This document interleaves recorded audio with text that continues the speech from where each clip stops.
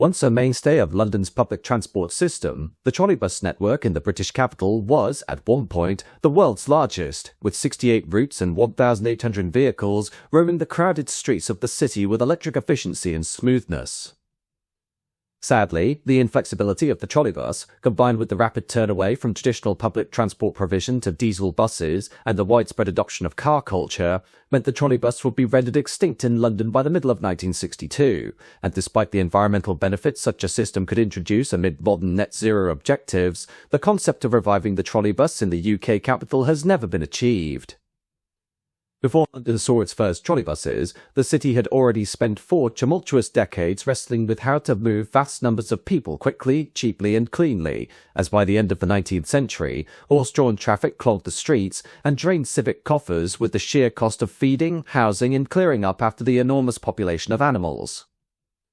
Congestion was not merely inconvenient, it was an economic break and a public health nuisance, with manure and mud turning arterial roads into quagmires and slowing commerce to a crawl. And while electricity beckoned, with the City and South London Railway becoming the world's first deep-level underground electric railway that opened in 1890 and proved the power source, what London still needed was a way to electrify everyday travel at street level, to link the front doors and shop fronts of an expanding metropolis with the rapid railways beneath. The electric tram would ultimately do this, with the first commercially successful electric tramway having appeared in Berlin in 1881, but British progress was hesitant, with finance and local opposition slowing schemes, and debates raging about the look of overhead equipment and the disruption of laying tracks, with Blackpool opening Britain's first electric tramway in 1885, though London, more cautious and politically complex, waited until 1901. On July 10th of that year, London United Tramways launched electric services between Shepherd's Bush, Hammersmith, Acton and Kew Bridge, stringing overhead wires through West London under the guidance of its American-trained managing director Clifton Robinson, with the early routes stitching together new suburbs with established commercial centres, and within months municipal systems in places such as East Ham and Croydon were following suit, with 1906 seeing 10 local authorities running their own electric tramways, creating a patchwork that nonetheless brought affordable, dependable travel to districts that had grown faster than their transport. South of the river, the London County Council set out to take command of the capital's fragmented tram network, and from 1896 it acquired horse lines, and by 1899 it controlled the principal routes in South London. Though determined to avoid the visual clutter of overhead wires in central districts, the LCC chose a costlier conduit system, burying a live rail beneath the roadway. This was a bold statement that the heart of the capital should not be festooned with poles and span wires, even if it meant higher construction and maintenance costs, and delicate engineering at every junction and crossing, with the first electric conduit line to Tooting opening in 1903, and, despite the expense of installation and maintenance, had electrified 120 route miles by 1910, making the LCC the country's largest tram operator, and setting a standard for frequency and coverage that shaped commuting patterns for a generation. Over the next decade, London's tramways knitted themselves into a largely integrated system, with agreements allowing through running across operators, and through tickets made multi-operator trips simpler, so a passenger could board in one district and ride across several undertakings without walking between termini, while tracks were carried across Westminster Bridge in 1906, and the opening of the Kingsway subway in 1908 created a rare north-south tram link between central streets, a piece of civil engineering that overcame the capital's perennial barrier of the Thames and its crowded approaches. In 1913, the 3 private tram systems were absorbed by the Underground Group, bringing much of the capital's surface and subsurface electric networks under common ownership for the first time, and encouraging timetabling, fares policy and route planning to be considered as parts of a single urban system rather than rival fiefdoms. For ordinary Londoners, trams were transformative, with a double-deck electric car being able to carry roughly twice as many passengers as a motor bus of the day, and did so briskly and comfortably, with smooth acceleration and ample standing room for rush hours, while they were also cheap to run and thus cheap to ride, especially under the LCC's deliberate low fares policy, which other tram operators had to mirror to remain competitive, and at their height before the First World War, more than 3,000 trams were hauling 1 billion passenger journeys a year over some 366 miles of track, thus representing the very image of democratic mobility. War and peace would alter the balance though, as after 1918 the motorbus improved steadily and began to nibble away at tram patronage, with pneumatic tyres, better brakes and more reliable engines, making buses more capable and less fatiguing to ride, and they could be rerouted without spades and pickaxes, with 1923 seeing buses carrying more passengers in London than trams for the first time, while ageing Spartan tram fleets, many of them pre-war, cried out for renewal. Operators tried to fight back, with the LCC refurbishing its ubiquitous E1 cars in 1926 with upholstered seating and the smart red and cream livery, aiming to make the experience feel modern rather than municipal, while London United and its peers experimented with luxurious prototypes, culminating in the sleek Feltham car in 1931, with the LCC launching a new design in 1932 and even rebuilt the Kingsway subway to take double-deckers with more generous proportions. These were earnest efforts, but they confronted deeper problems with embedded track that was costly to maintain and disrupted to relay, conduit infrastructure that was dear to build and keep in repair, and the public's growing preference for vehicles that could slip around congestion rather than be trapped by rails or delayed by a single blockage ahead. By the turn of the 1930s, policymakers were thinking beyond trams altogether, with electric traction still having the obvious virtues of including quietness, cleanliness at the point of use, and brisk acceleration, with a street vehicle that could shed rails while keeping the wires looking increasingly attractive, and in 1931, a Royal Commission recommended replacing trams with trolleybuses, which promised the best of both worlds, electric power delivered by unobtrusive overhead, and rubber tyres that offered better adhesion on steep gradients, and the steering freedom to edge past obstructions within the sweep of their booms. This recommendation chimed with London's practical experience, as overhead wire tramways had proven cheaper to install and run than the LCC's conduit lines, and a railless electric bus could avoid the heavy civil engineering that came with track renewals, points and crossings, while also being suited to a city whose travel needs were evolving quickly, with new housing estates and trading estates requiring services that could be introduced or altered with minimal street works, while still offering the smooth, near-silent ride that had endeared electric traction to generations of passengers. The first experiment came with the London United Tramways, which introduced a fleet of 60 trolleybuses based at Fulwell Depot in southwest London, with these vehicles, affectionately nicknamed Diddlers, beginning operation between Twickenham and Teddington on May 16, 1931, with these new machines immediately proving their worth and were widely noticed not only by regular passengers, but also by local traders and road users who welcomed a smoother, less intrusive presence on the streets. Quieter, cleaner and more flexible than the trams they replaced, the trolleybuses ran on rubber tyres, free of tracks, yet retained the electric power supply via overhead wires carried on sprung booms, with their speed and smoothness quickly endearing them to passengers, and their ability to climb inclines such as Highgate Hill made them a more versatile option for the city's varied terrain. Drivers appreciated being able to steer around minor obstructions, while conductors found loading and unloading quicker where rails did not dictate exact stopping points, while even the simple fact that roadworks no longer meant relaying tram track helped convince skeptics that the change was practical as well as modern. 2 years later, in 1933, the creation of the London Passenger Transport Board brought together the capital's many transport undertakings, including the tramways of London County Council, with the new body inheriting a tram system that was costly to modernise and increasingly unpopular with motorists and pedestrians alike, with its conduit sections in central districts requiring continual attention, and its girder rails rattling over worn joints. With the 1931 Royal Commission already recommending trolleybuses as the ideal replacement, London Transport set out a policy to scrap the trams and replace them entirely with trolleybuses, with this not being a mere change of vehicle, but a concerted re-engineering of streets and depots, requiring new substations, poles and wiring, driver and fitter retraining, and a stage programme that would keep services running for commuters while infrastructure was installed, often at night. The first major wave of conversions began in October 1935, when 2 further ex-LUT routes were switched over, with this process being systematic, with tram tracks steadily disappearing from the streets north of the Thames, replaced by the growing web of overhead wires whose junction work became a familiar sight at busy crossroads, and by the end of the decade, the programme was in full swing, with routes across North and East London being progressively converted, with 1939 seeing a large part of the tram network north of the river vanishing in favour of trolleybuses, whose numbering and termini mapped closely onto what had gone before, easing passengers into the new order. Modern designs were also emerging, with new classes featuring lighter bodies and more advanced construction techniques that shaved weight, improved reliability, and simplified maintenance, with depots being reorganized to handle electrical gear, and maintenance staff becoming adept at keeping power equipment, controllers, and contact shoes in first-class condition. However, the outbreak of war in 1939 abruptly halted the conversion scheme, with attention and resources being diverted to essential works in civil defense, and the pace of change slackened as materials, skilled labor, and funding were redirected, with June 1940 seeing almost every tram north of the Thames replaced, though some 1,100 trams still served South London when the scheme was suspended.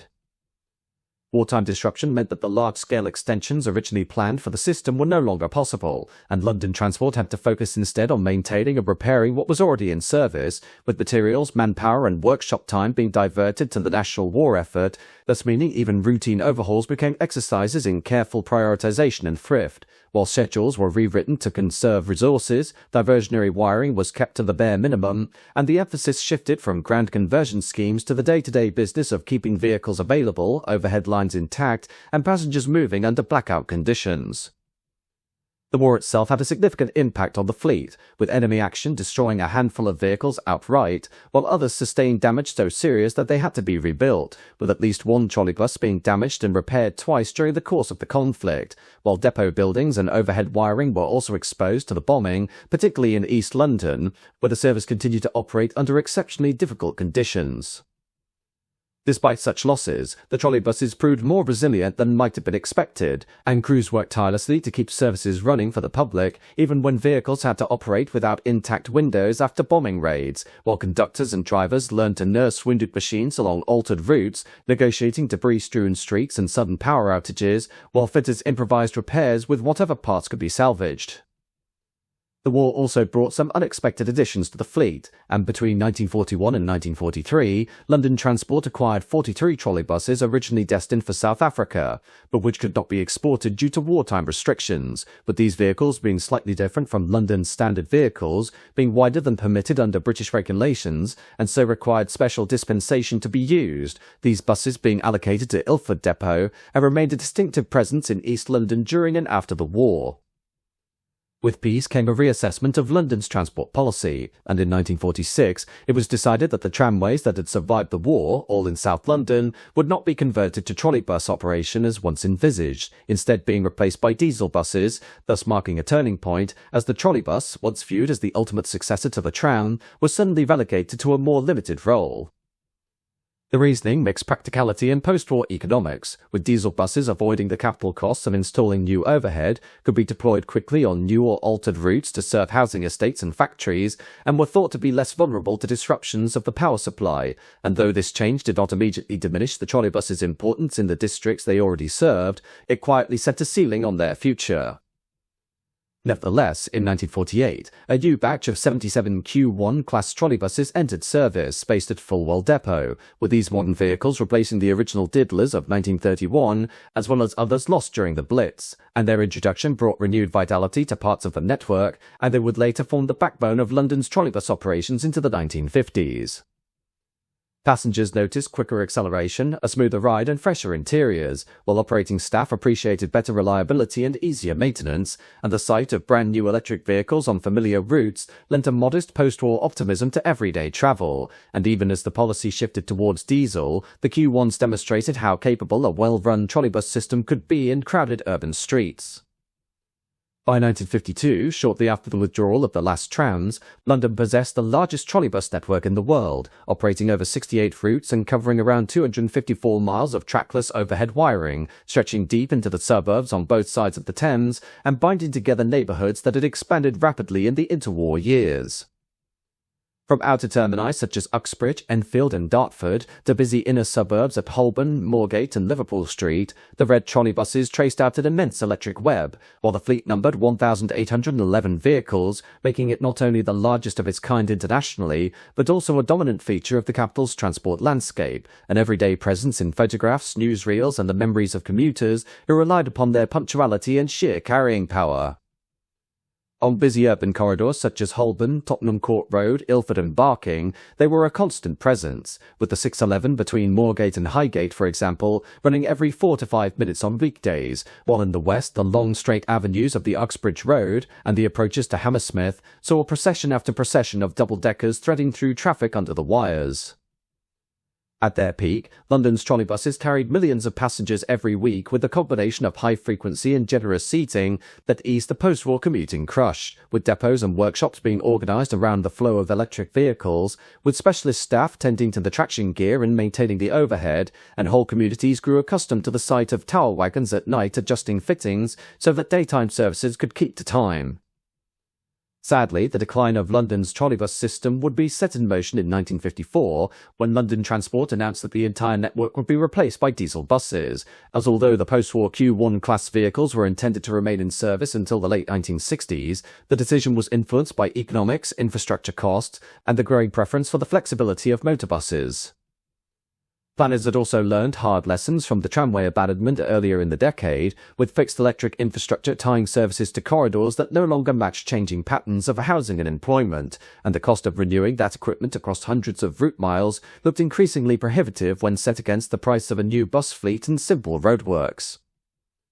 The wires required constant and expensive maintenance, and the extension of services into the expanding suburbs was complicated by the need to install new electrical equipment along every proposed route, while junctions and turning circles demanded complicated switching gear, and any roadworks or diversions could immobilize a service until the overhead was altered. Drivers spoke of everyday nuisances of dewirement at busy junctions and the inability to overtake when services budged together, both of which reduced operating speed at precisely the time London's traffic was worsening, while by contrast, diesel buses could be introduced at will without any supporting infrastructure beyond fueling and maintenance facilities, could be rerouted at short notice to suit road closures, and could be purchased and deployed in batches that matched demand rather than overhead availability. The relatively cheap cost of oil in the 1950s reinforced this policy, and with new diesel vehicles on the horizon, most notably the AEC Routemaster, London Transport judged that trolleybuses were too costly to retain, with the Routemaster promising power-assisted steering, automatic transmission, and better heating and ventilation, making it attractive both to crews and passengers, and its lighter, modern construction offered lower maintenance than pre-war electric stock that had already seen 2 decades of hard service. Moreover, the smaller diesel buses were expected to reduce fare evasion, since conductors could better monitor fewer passengers per vehicle, even though more buses were required to carry the same number of people, while accountants also pointed to the looming bill for wholesale renewal of overheads, substations and feeder cables, capital that would be locked into fixed corridors at a time when new housing estates and town centres demanded different links. The formal programme of replacement began in 1959, and the process was carefully staged, with the first withdrawals being in East London, where depots such as Poplar and West Ham gave up their trolleybuses in favour of brand new Routemasters, and by 1960, the central and eastern districts had lost their services, with routes such as the 611 from Highgate to Moorgate and the 607 along the Uxbridge Road seeing their last electric buses replaced by Routemasters. Earlier stages had taken out heavy-duty trunk services from Barking and Poplar towards the city, and April 1960 removed a whole swathe in the northeast, including the 623 and 625 to Woodford and Widgemer Hill, and 687, 697 and 699 serving the Docks and Chingford corridors, thus allowing a thorough recast of diesel services in the Lee Valley, while depots such as Walthamstow, West Ham, Hanwell and elsewhere staged farewell celebrations, often garlanding the last vehicles before sending them out on their final journeys. At Hanwell, the end of the 607 in November 1960 closed nearly 60 years of electric traction along the Uxbridge Road, from the first trams in 1901 to the last trolleybuses, while during 1961, the once mighty Q1 class, ultimately London's only post-war trolleybuses, began to be withdrawn en masse, their robust frames and distinctive bodies still being comparatively modern, yet suddenly surplus to a changing policy. The programme had actually gathered pace from late 1960, with vehicles coming off the road in batches as Routemasters and RTs took over duties depot by depot, with many Q1s being sold abroad to 9 individual Spanish operators, travelling out through the docks and reappearing, often renumbered and adapted to right-hand running, on routes in cities such as Santander, where some continued in service well into the 1970s, while some were dispatched further afield to Malaysia, and even a handful were converted to motorbuses. The final act came on May 8, 1962, when the last of the Fulwell routes, including the original lines of the London United Tramways where the first trolleybuses had run in 1931, were converted to diesel operation, and through the evening the familiar tower wagons were already at work, isolating sections of wire and preparing junctions, with the very last trolleybus, number 1521, running ceremonially from Hampton Court to Fulwell Depot, with crowds gathered at midnight to watch as it pulled in for the final time. The disappearance of the trolleybuses was not without controversy, nor was it greeted with indifference, as for years after the wires came down, Londoners continued to praise their speed off the mark, their cleanliness at the curb, and their characteristic near-silent glide punctuated only by the faint whir of the motors and the soft rumble of tyres, with these vehicles being genuine high-capacity workhorses designed to swallow rush-hour crowds, and many passengers noticed the difference when smaller and less capacious diesel buses took over. Meanwhile, a handful of vehicles escaped the breakers' yard and were secured for preservation, with the Trolleybus Museum at Sandtoft building a representative collection and, together with the East Anglia Transport Museum at Carlton Colville and the London Transport Museum, kept the memory tangible with vehicles that could be seen and, in some cases, ridden under wire. In the city itself, the wires never returned, but the memory lingered in subtle ways, as when London Regional Transport launched an express variant of the Uxbridge to Shepherd's Bush corridor in July 1990, they chose to label it the 607, a quiet nod to one of the best-known trolleybus routes along the old Uxbridge Road, while ideas for a fuller revival surfaced from time to time, particularly as concern over air quality sharpened. In 2012, as policymakers wrestled with emissions along Oxford Street, a proposal emerged to adapt the then-new Routemaster platform into a modern trolleybus, drawing clean power from unobtrusive wiring and using batteries for short wire-free sections, and though the scheme was never taken forward, caught between cost, streetscape sensitivities and shifting political priorities, its very appearance showed how enduring the basic proposition remained. Even without a return to trolleybuses, the city has edged back towards electric traction by other means, with the opening of the Croydon Tram link in May 2000, reintroducing steel-wheel electric transport to South London, closing the circle that had been broken in 1952 with the last of the trams, while Transport for London's steady rollout of hybrid buses, followed by large numbers of battery electric vehicles, has begun to recreate at street level some of the qualities people once associated with trolleybuses, including smoother starts, quieter running, fewer fumes at stops, and the sense that public transport can be powerful without being intrusive. Therefore, the trolleybus, as a staple of London's public transport system for 31 years, provided a vast integrated electrically powered bus network that was abandoned not because it failed passengers, but because a different set of economic and planning assumptions briefly held sway, and as debates continue over how best to decarbonise the bus fleet, manage costs and improve the experience at the curb, the shadow of the trolleybus falls across this conversation.